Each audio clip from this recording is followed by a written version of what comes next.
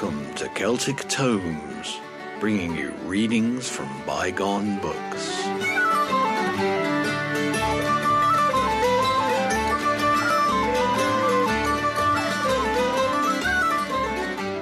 Welcome to Celtic Tomes, bringing you readings by Gary and Ruth from the classic books of Celtic lore and study.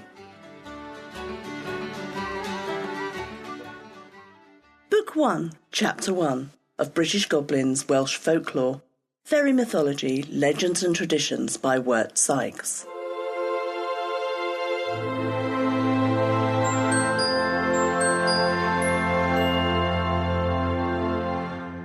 Book 1, The Realm of Faerie. At eve, the primrose path along the milkmaid shortens with a song her solitary way. She sees the fairies with their queen trip hand in hand the circled green, and hears them raise, at times unseen, the ear-enchanting lay. Reverend John Logan, Ode to Spring, 1780. Chapter 1.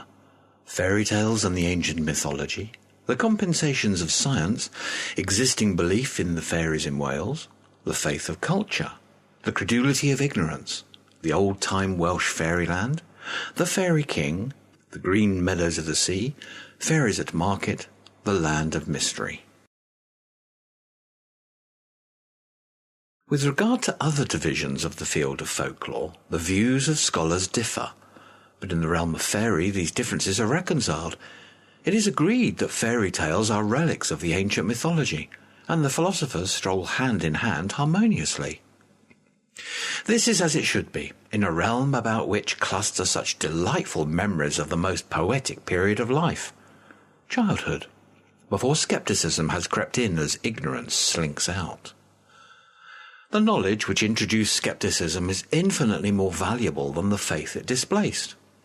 But, in spite of that, there be few among us who have not felt evanescent regrets for the displacement by the foi scientifique of the old faith in fairies. There was something so peculiarly fascinating in that old belief that, once upon a time, the world was less practical in its facts than now, less commonplace and humdrum, less subject to the inexorable laws of gravitation, optics, and the like. Oh, what dramas it has yielded! What poems! What dreams! What delights! But since the knowledge of our maturer years destroys all that, it is with a degree of satisfaction we can turn to the consolations of the fairy mythology. The beloved tales of old are not true, but at least they are not mere idle nonsense, and they have a good and sufficient reason for being in the world. We may continue to respect them. The wit who observe that the final cause of fairy legends is to afford sport for people who ruthlessly track them to their origin, expressed a grave truth in jocular form. Since one can no longer rest in peace with one's ignorance, it is a comfort to the lover of fairy legends to find that he need not sweep them into the grate as so much rubbish. On the contrary, they become even more enchanting in the crucible of science than they were in their old character. Section 2. Among the vulgar in Wales, the belief in fairies is less nearly extinct than casual observers would be likely to suppose. Even educated people who dwell in Wales, and have dwelt there all their lives, cannot always be classed as other than casual observers in this field. There are some such residents who have paid special attention to the subject, and have formed an opinion as to the extent of prevalence of popular credulity herein. But most Welsh people of the educated class, I find, have no opinion beyond a vague surprise that the question should be raised at all. So lately as the year 1858, a learned writer in the Archaeologia Cambrensis declared that the traveller may now pass from one end of the principality to the other, without his being shocked or amused, as the case may be, by any of the fairy legends or popular tales which used to pass current from father to son. But in the same periodical, 18 years later, I find Mr. John Walter Lucas, president of the Cardiff Naturalist Society, asserting with regard to the cromlechs, tumuli and the ancient camps in Glamorganshire, "There are always fairy tales and ghost stories connected with them. Some, though fully believed in by the inhabitants of those localities, are often of the most absurd character. In fact, the more ridiculous they are, the more they are believed in." My own observation leads me to support the testimony of the last-named witness. Educated Europeans generally conceive that this sort of belief is extinct in their own land, or at least their own immediate section of that land. They accredit such degree of belief as may remain in this enlightened age to some remote part, to the south if they dwell in the north, to the north if they dwell in the south. But especially they accredit it to a previous age. In Wales to the last century, or the Middle Ages, or the days of King Arthur. The rector of Merthyr, being an elderly man, accredits it to his youth. "I'm old enough to remember," he wrote me under the date of January the 30th, 1877, "that these tales were thoroughly believed in among country folk 40 or 50 years ago. People of superior culture have held this kind of faith concerning fairy lore, it seems to me, in every age, except the more remote. Chaucer held it almost 5 centuries ago, and wrote, "In all the days of the King Arthur, all was this land fulfilled of Faerie, a spaker of many 100 year ago, but now can no man see non elves more." Dryden held it 200 years later, and said of the fairies, "I speak of ancient times, for now the swain returning late may pass the woods in vain, and never hope to see the nightly train." In all later days, other authors have written the same sort of thing. It is not thus now, say they, but it was recently thus. The truth, probably, is that if you will but sink down to the level of common life, of ignorant life, especially in rural neighbourhoods, there you will find the same old beliefs prevailing, in about the same degree to which they have ever prevailed within the past 500 years. To sink to this level successfully, one must become a living unit in that life, as I have done in Wales and elsewhere from time to time, and then one will hear the truth from, or at least the true sentiments of, the class he seeks to know. The practice of every generation in thus relegating fairy belief to a date just previous to its own does not apply, however, to superstitious beliefs in general, for concerning many such beliefs, their greater or less prevalence at certain dates, as in the history of witchcraft, is a matter of well ascertained fact. I confine the argument, for the present, strictly to the domain of Faerie. In this domain, the prevalent belief in Wales may be said to rest with the ignorant, to be strongest in rural and mining districts, to be childlike and poetic, and to relate to anywhere except the spot where the speaker dwells. As to the next parish, to the next county, to the distant mountains, or to the shadow land of Gwerthonau, the green meadows of the sea. Section 3. In Arthur's day, and before that, the people of South Wales regarded North Wales as preeminently the land of Faerie. In the popular imagination, that distant country was the chosen abode of giants, monsters, magicians, and all the creatures of enchantment. Out of it came the fairies on their visits to the sunny land of the south. The chief philosopher of that enchanted region was a giant who sat on a mountain peak and watched the stars. It had a wizard monarch called Gwyn, who possessed the power of changing himself into the strangest possible forms. The peasant who dwelt on the shores of Dyfed, Demetia, saw in the distance, beyond the blue waves of the ocean, shadowy mountain summits piercing the clouds and guarding this mystic region in solemn majesty. And thence rolled down upon him the storm clouds from the home of the tempest, and thence streamed up the winter sky the flaming banners of the northern lights. Thence rose through the illimitable darkness on high the star-strewn pathway of the fairy king. These details are current in the Mabinogion, those brilliant stories of Welsh enchantment, so gracefully done into English by Lady Charlotte Guest. And it is believed that all the Mabinogion in which these details were found were written in Dyfed. This is the region on the west, now covered by Pembroke, Carmarthen and Cardiganshires. More recently than the time above indicated, special traditions have located Fairyland in the Vale of Neath, in Glamorganshire. Especially does a certain steep and rugged crag there, called Craig-y-Ddinas, bear a distinctly awful reputation as a stronghold of the Fairy tribe. Its caves and crevices have been their favourite haunt for many centuries, and upon this rock was held the court of the last fairies who have ever appeared in Wales. Needless to say, there are men still living who remember the visits of the fairies to Craig-y-Ddinas, although they aver the little folk are no longer seen there. It is a common remark that the Methodists drove them away. Indeed, there are numberless stories which show the fairies to have been animated, when they were still numerous in Wales, by a cordial antipathy for all dissenting preachers. In this antipathy, it may be here observed, teetotalers were included. Section 4. The sovereign of the fairies, and their especial guardian and protector, was one Gwyn ap Nudd. He was also ruler over the Goblin tribe in general. His name often occurs in ancient Welsh poetry. An old bard of the 14th century, who, led away by the fairies, rode into a turf bog on a mountain one dark night, called it the fish pond of Gwyn ap Nudd, a palace for goblins and their tribe.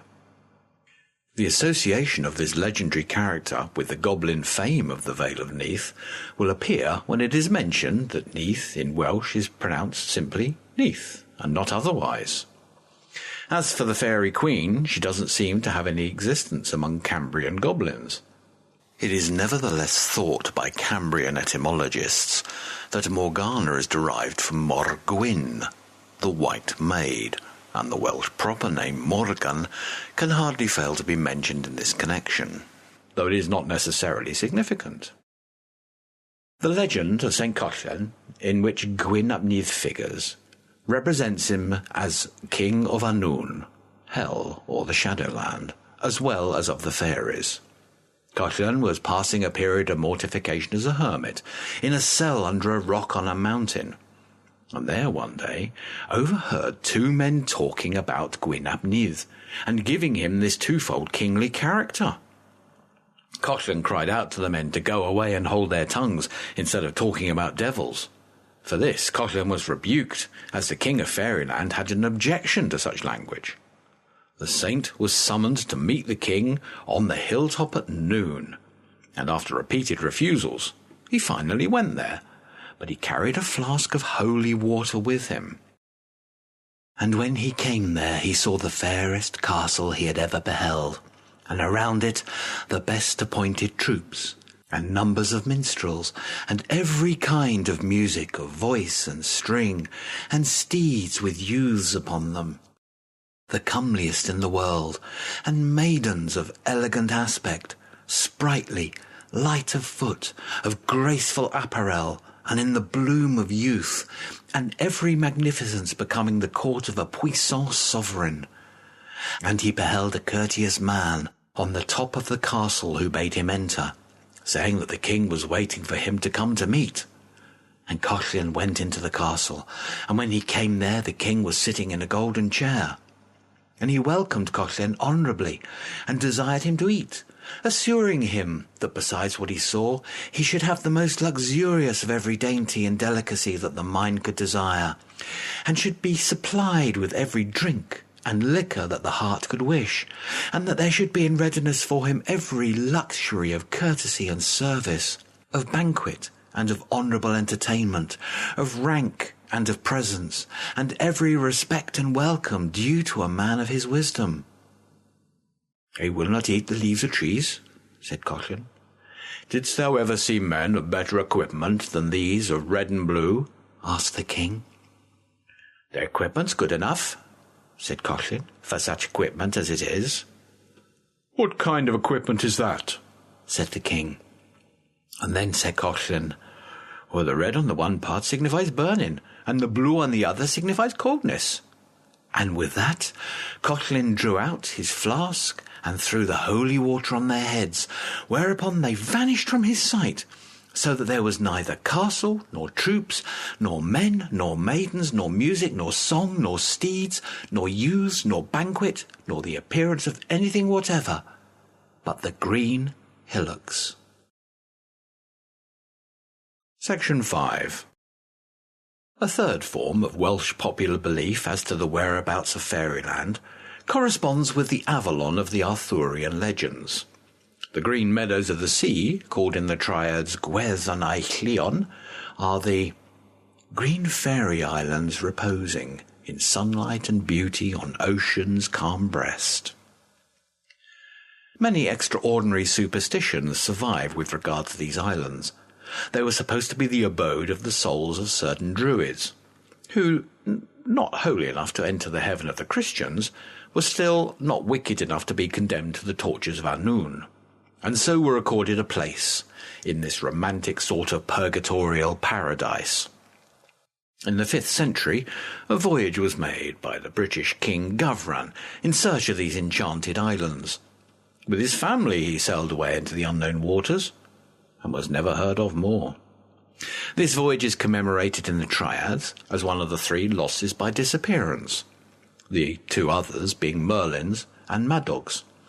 Merlin sailed away in a ship of glass, Madog sailed in search of America, and neither returned, but both disappeared forever. In Pembrokeshire and southern Carmarthenshire are to be found traces of this belief. There are sailors on that romantic coast who still talk of the green meadows of enchantment lying in the Irish Channel to the west of Pembrokeshire. Sometimes they are visible to the eyes of mortals for a brief space, when suddenly they vanish. There are traditions of sailors who in nearly every part of the present century actually went ashore on the Fairy Islands, not knowing that they were such, until they returned to their boats, when they were filled with awe at seeing the islands disappear from their sight, neither sinking in the sea nor floating away upon the waters, but simply vanishing suddenly. The fairies inhabiting these islands are said to have regularly attended the markets at Milford Haven and Lorne. They made their purchases without speaking, laid down their money and departed, always leaving the exact sum required, which they seemed to know without asking the price of anything. Sometimes they were invisible, but they were often seen by sharp-eyed persons. And there was always one special butcher at Milford Haven, upon whom the fairies bestowed their patronage, instead of distributing their favours indiscriminately. The Milford Haven folk could see the green fairy islands distinctly, lying out a short distance from land, and the general belief was that they were densely populated with fairies. It was also said that the latter went to and fro between the islands and the shore through a subterranean gallery under the bottom of the sea. That isolated cape which forms the county of Pembroke was looked upon as a land of mystery by the rest of Wales, long after it had been settled by the Flemings in 1113. A secret veil was supposed to cover this sea-girt promontory. The inhabitants talked in an unintelligible jargon that was neither English nor French nor Welsh, and out of its misty darkness came fables of wondrous sort, and accounts of miracles marvellous beyond belief. Mythology and Christianity spoke together from this strange country, and one could not tell at which to be most amazed, the pagan or the priest.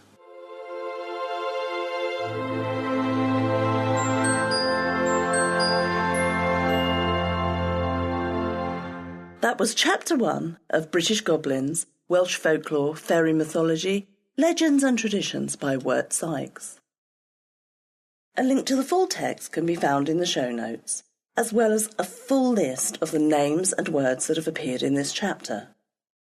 You'll find the show notes at celtictomes.libsyn.com. That's libsyn.com. If you'd like to leave a comment on this chapter, hop over to our show notes and leave us your feedback. If you've enjoyed this podcast, why not try our sister podcast, the Celtic Myth Pod Show, which brings the stories of ancient Celts to life with narrative and drama. as well as bringing you modern Celtic music, stories and information. Find the Celtic Myth Pod Show in all the places where the best podcasts hang out, or on our website at celticmythpodshow.com. You've been listening to Celtic Tomes, read by Gary and Ruth. Our theme music is Gander in the Pretty Hole by Slauncher, and a link to their music can be found in the show notes at celtictomes.libsyn.com. This podcast has been produced by the Celtic Myth Show.